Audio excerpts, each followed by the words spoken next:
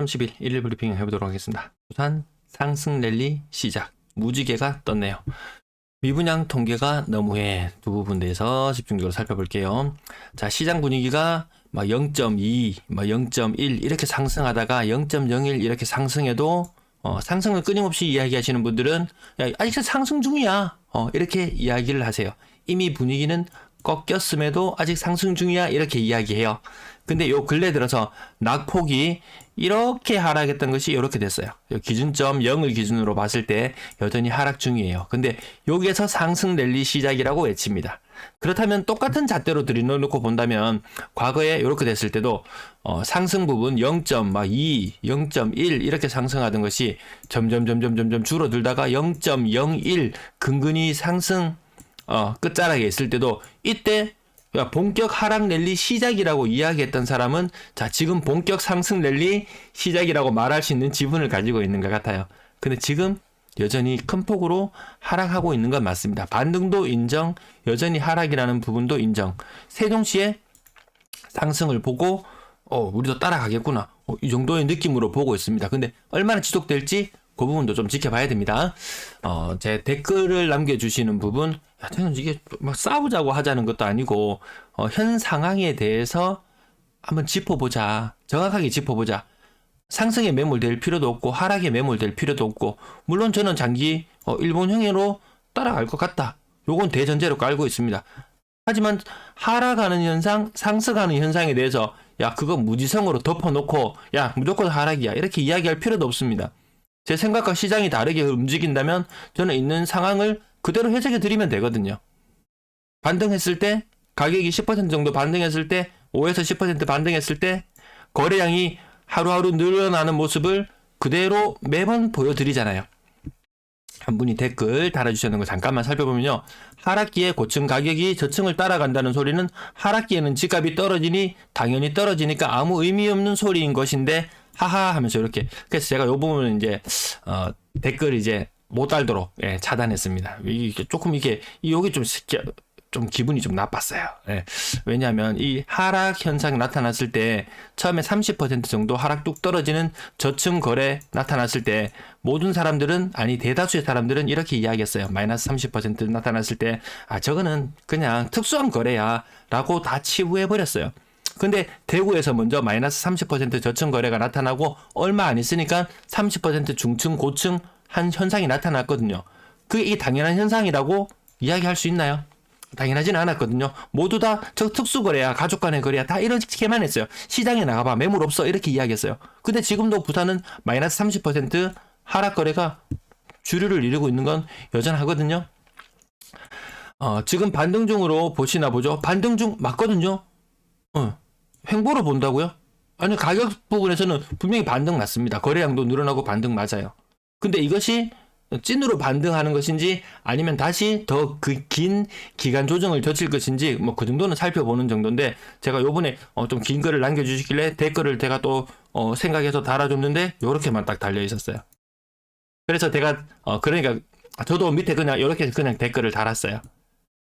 저 이런데 에너지 뺏기고 싶지 않아요. 그러니까 또다시 이렇게 긴 글을 남겨주셨던데, 이거 정보를 교류하고 공유하고 의견을 나눈다는 그런 의미는 아닌 것 같았어요. 그러기에도 시간은 부족하거든요.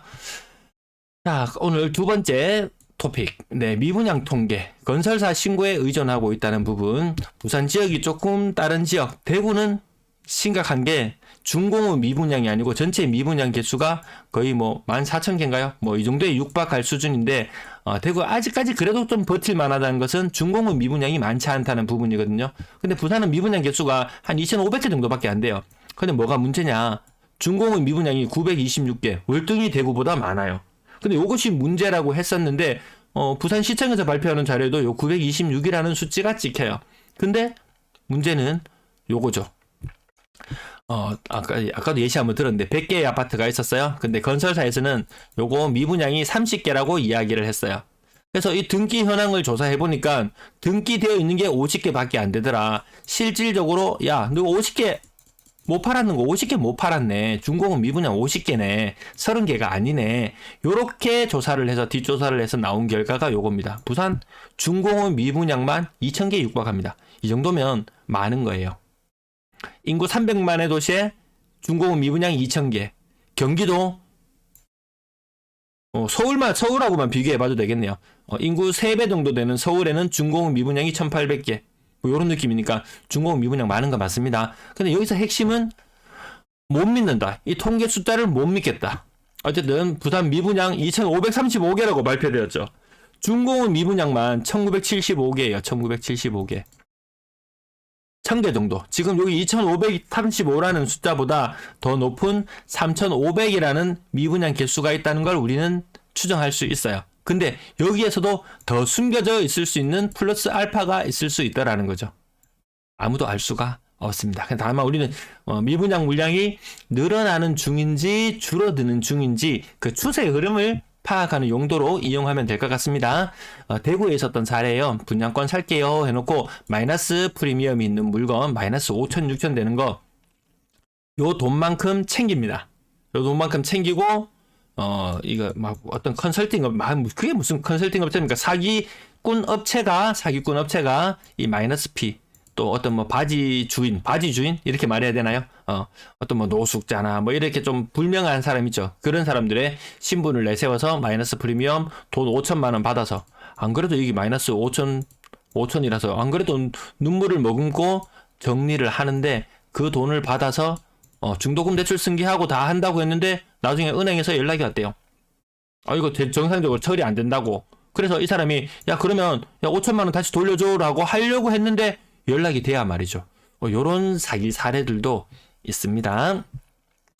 주간 실거래 지수가 발표되는데요. 부산 마이너스 0.26. 하여튼 지난번에도 말씀드렸다시피 영남권이 안 좋다. 근데 우리는 지금 영남권에 눈을 둘 때가 아니고 하락대장 세종이 2주째 주간 실거래 지수상으로 플러스가 나타났어요. 그럼 고점 대비 어느 정도 가격이냐 세종시를 살펴보면 여전히 마이너스 30% 하락했는 물건이 계속 거래되고 있어요. 한창 때는 마이너스 40% 정도 거래 있었거든요.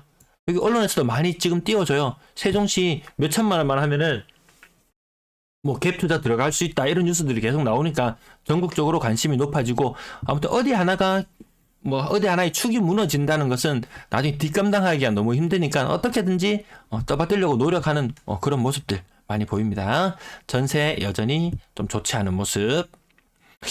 부산이 광역시 중에서 하락률이 몇인가요? 요거는 주간 브리핑 때 다시 한번 짚어드릴게요. 거래량 맥시멈 2,000, 2, 3, 4월에 거래량이 좋을 거라고 했는데 이 특례 때문이라고 계속 말씀을 드렸죠. 근데 특례 버금가는 대출금리가 지금 나오고 있어요. 그러면 이것은 또다시 거래량 상승을 견인할 수도 있겠죠. 근데 이 투자 판때기를 움직이는 것은 기존에 있던 다주택자들이 이 시장을 들었다 놨다 하는데 기존에 있던 다주택자들은 대출의 한도가 거의 다 걸려 있어요. 왜? 내가 한창 땡겨서 DSR 40에 맞춰서 대출 금리 3% 하던 무렵에 충분히 투자를 다 해놨어요. 근데 웬걸? 지금 싸졌다고 하지만 대출 금리가 4%예요. 팔고 정리하고 뭐 하려고 해도 이미 DSR 비율은 45%, 50%로 높아져 있는 상태. 뭐 팔고 다시 정리하고 투자금을 키워가지고 괜찮은 걸 해보려고 해도 일부 상한이라는 벽에 좀 부딪히는 그런 문제들이 있습니다. 그래서 다주택자들이 뛰어들기 힘들다. 그리고 전세자금 돌려주려면 지금 시급하고 있다. 여러 가지 이런 고충들이 있습니다. 그럼 새로운 신규 유입되는 사람들을 끌어들여야 되는데 부산에 맞나요? 매도 물량 오늘 큰 폭으로 감소해서 43,000건. 아마 부산의 매도 물량이 대구의 물량을 넘어설 것이다. 이런 예측도 계속 해드립니다. 인구 대비 부산 전체 전세 거래량 매도 물량은 15,000건 나와 있는데요.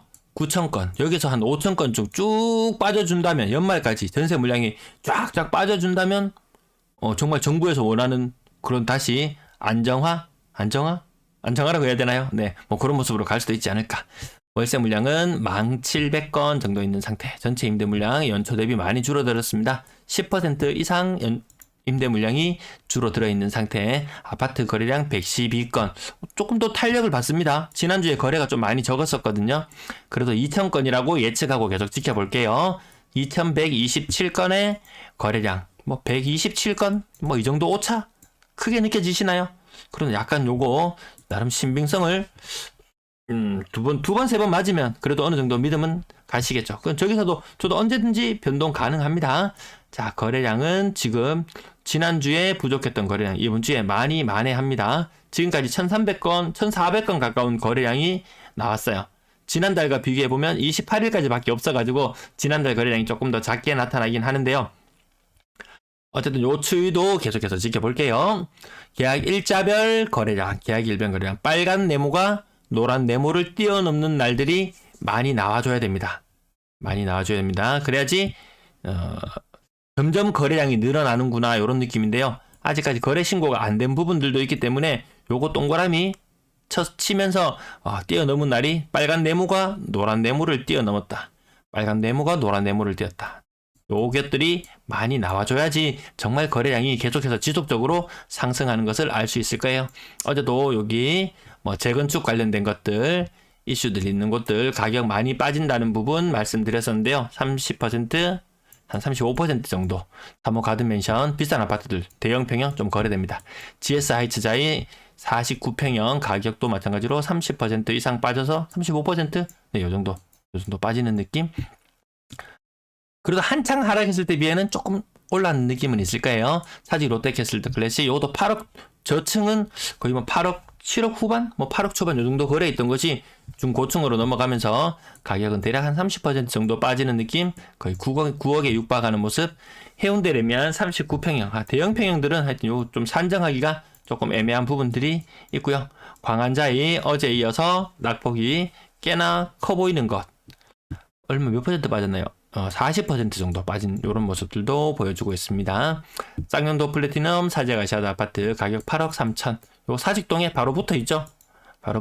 롯데캐슬 8억 9,500. 사직 아시아드 아파트 8억 3천. 이것도 고층이네요. 레미안 장전 1층 가격은 7억 2천. 7억 2천입니다. 고점 대비 한 40% 정도 빠지는 모습. 아시아드 코롱하늘채 35% 정도 고점 대비 빠지고요. 연산 롯데캐슬 골드폴의 가격 20% 정도 빠지는 모습. 근데 부산이 3억 이상 거래량을 제가 하루에 다 소개를 못 해드리겠어요. 대구보다 2배나 많은 모습을 보여주고 있거든요. 비싼 아파트들 많이 거래되고 있습니다. 자, LG 메트로시티 126제곱미터 40평대 아파트 6억 5천 고점 요즘 30%. 몇 군데는 좀 건너뛰면서 볼게요. 연산더샵 거의 30% 느낌, 중층, 레미안 장전 26평형, 고층 가격 30% 정도 빠지는 느낌, 30%, 30%. 계속 이런 느낌. 요거는 25%? 네. 30이란 숫자 많죠, 여전히. 이게 마이너스, 주간 실거래지수 마이너스 0.26의 느낌이에요. 한창 때 40% 하락했으니까 그때 비하면 반등한 거 맞습니다. 저산명진 30%, 사직 KCC 25%, 국평 위주로만 볼게요. 좌동 삼성아파트 20% 좀 덜 빠진 느낌이고요. 달맞이 유럽 노르웨이 숲 30% 정도 저층. 다 소개를 못 해드리겠어요. 25%, 20%. 이거는 거의, 요거는 좀 비교 애매하죠. 4억과 4억 후반과 5억, 요거 층수에 따라서 조금 갈리는 느낌. 온천 삼정 그린코어 더 베스트 국평의 가격 25% 정도 빠진 고층의 모습. 서면 이편한 세상 국평 고점 대비 10% 정도 빠진 모습. 자, 나머지 30, 30, 30, 30, 30.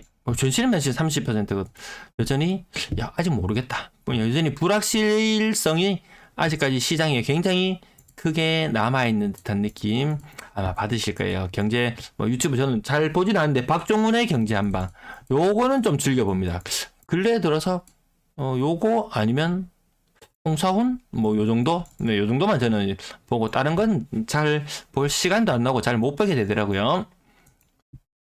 아무튼 조심하자 이런 내용들을 좀 주로 많이 봅니다.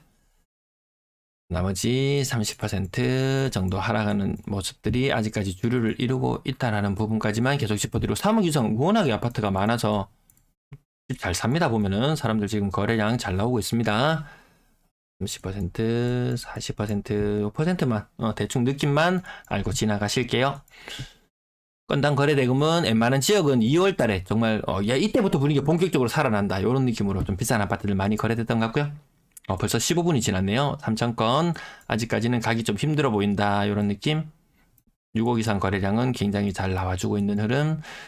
분양권 6건의 거래가 있었고요. 5억 이상이냐 아니냐 그 부분만 계속해서 살펴보시면은 어느 정도 기준이 되실 것 같습니다. 전세 거래량 112건. 전세 거래량 적은 느낌 들 거예요. 지금 2월 달이 피크였다는 부분 계속 짚어드리고 고점과 저점 사이에 이 전세 가격 여전히 하락은 전세가 일부 많은 아파트들 이미 사전에 거래되면서 많이 하락을 했지만 아직도 상당수의 아파트들이 있다. 여기 아파트 거래량 월별 아파트 거래량을 보시면은 아직까지 돌려줘야 될 돈들이 엄청납니다. 비싼 전세 가격 받아놨던 경우 건당 거래 대금을 봐야 되겠네요. 2.1억, 거의 1억, 2.1억, 1.5. 이 비싼 아파트, 싼 아파트 이 가리지 않고 이 돌려줘야 될 돈들. 이 투자를 해야 이 지금 시장 분위기가 살아난다는데 투자를 해도 모자랄 판에 이 세입자 이거 전세금 맞춰주기 바쁜 이런 모습이거든요. 사실 롯데캐슬 요거 아까 보시면 매매 가격 한 8.9억 정도 됐었죠. 전세가율 좀 비싼 아파트들은 전세가율 50% 정도. 집값이 13억을 갔다 전세 가격이 6억 5천. 집값이 10억으로 떨어졌다 5억. 집값이 8억으로 떨어졌다 4억. 이 정도 전세가율 느낌 계속 보시면 될 것 같고요. 비싼 아파트, 싼 아파트들 가지지 않고 전세 가격은 빠지고 있다. 전세 금리가 떨어지면은 전세자금 대출 금리가 떨어지면 전세 가격 다시 치솟아 올라라라고 생각하고 어쨌든 금리는 굉장히 계속해서 낮은 상태. 제가 어제 말씀드렸던 거예요. 금리 왠지 이번에 우리나라 금리 동결할 것 같지 않나요? 자, 구군배 거래는 살펴보시면 임대 아파트 있는 곳들 보면 거래량이 많이 늘어나 있는 모습이고요. 아직까지 3월의 거래량은 아직 많지 않았지만 거래량 2월 달에는 굉장히 많은 부분을 회복해 나갔었다라는 부분. 대구가 전월세 요거 비율중이 지금 거의 3개월째 1.1대1, 전세 1.1, 월세 1. 근데 부산은 이렇게 숫자가 높은 이유는 여기 임대 아파트가 많아서 이 숫자가 좀 높아지는 그런 모습들 나타납니다. 부산은 아마 임대 아파트를 제외하고 나면 한 1.2 혹은 1.3대 1 정도의 요 정도 비율로 거래가 되고 있지 않나 그렇게 생각을 해보고요. 전세 가격은 계속해서 내려가고 있고요. 아이고야. 네, 4억 이상 전세 비율 4% 정도 수준까지 내려와 있고 월세 거래량 89건. 월세 거래는 계속 양호합니다. 지금 월세 거래는 양호해요. 월세 가격 한참 고점을 찍은 이후로는 다시 회복 못하고 있고 2월의 거래는 좋았다. 3월의 거래는 그에 미치지 못한다. 갈수록 4월달 되면 거래량 더 줄어듭니다. 이 더 줄어들게 나타나는데 기인하는 것은 이 겨울철에 여기 이때가 임대 아파트가 거래가 더 많이 이루어지더라고요. 네, 시청 감사합니다.